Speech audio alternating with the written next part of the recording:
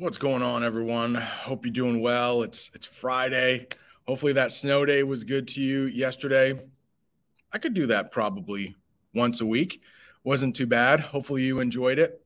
Today we are going to be doing something a little bit different. I mentioned it if you watched the video yesterday. I mentioned how I would like to just talk about checks and balances a little bit more. So we're going to be watching a guy. It's a crash course. It's about 8 minutes, but he's got graphics on the screen and pictures and probably a little bit better voice than I do. So hopefully it will be a little bit more entertaining than just listening to me talk about it. But what I would like to do is just preview it right now.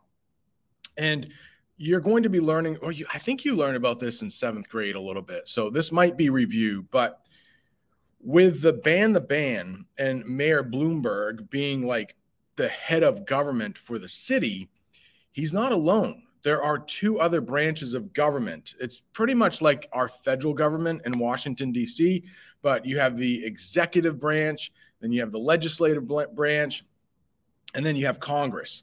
So Congress, I don't want to get too confusing, but like it's made up of the Senate, the House of Representatives. So you have three different branches, but neither one of them has all of the power.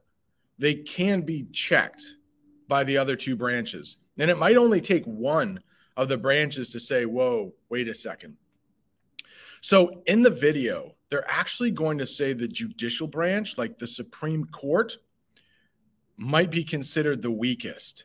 So that video was made several years ago, I think maybe 8 years ago or so. But recently, Supreme Court has been kind of throwing its weight around. And I'll pause here because I'm wondering, does anybody have any idea what I'm talking about? Okay, the Supreme Court, they can be pretty powerful when they want to be. The judges there are nominated by a president, and then the president's choice has to be approved by Congress. Okay, so all three branches are working there. And during President Trump's term, it was only 4 years, but there were three Supreme Court judges that were up, and he picked three very conservative judges, like kind of Republican. So those judges really shouldn't be political at all, but the way they interpret the law, they're either going to be more conservative, more like a Republican, or more liberal, more like a Democrat. Okay. So recently, what the Supreme Court did was it got rid of something that had been on the books since like I was born. And it's called Roe versus Wade.